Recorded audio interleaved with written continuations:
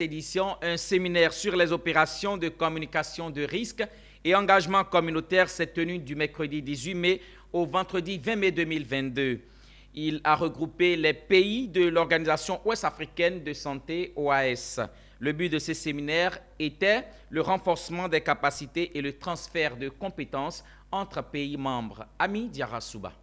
Plusieurs communicateurs impliqués dans le secteur de la santé, issus des pays de la communauté économique des États de l'Afrique de l'Ouest CEDEAO, renforcent leurs capacités en vue d'une meilleure prévention et contrôle des flambées des maladies infectieuses. Cet atelier de formation sur les opérations de la communication des risques et engagements communautaires CIREC a été initié par l'Organisation ouest-africaine de la santé, OOAS, en vue de renforcer plus précisément le partage d'expériences. Il va falloir bien communiquer avec les populations. Nous avons des moyens de réponse, c'est vrai, mais la communication permet de mieux atténuer les effets des épidémies. Et nous avons fait une phase 1 sur ces communications.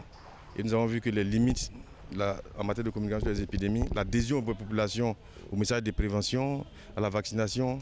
Donc il est important dans ce cadre-là d'avoir un cadre régional qui regroupe donc les 15 pays de la CEDEAO que nous appuyons pour qu'on développe des messages tenant compte de la spécificité de chacun des pays.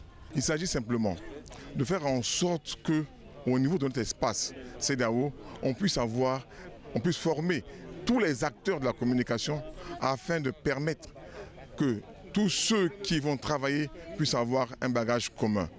Et aussi éviter lors de nos épidémies et de nos urgences épidémiques d'avoir des mauvaises informations. Il s'agit ici essentiellement d'avoir les outils pour pouvoir contrer l'information, donner la bonne information à nos populations pour qu'elles puissent se protéger et se prendre en charge.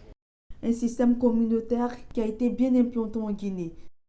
Des partenariats solides pour sauver des vies et contribuer à la réalisation des objectifs de développement durable ODD et de la couverture sanitaire universelle devraient être profitables à tous.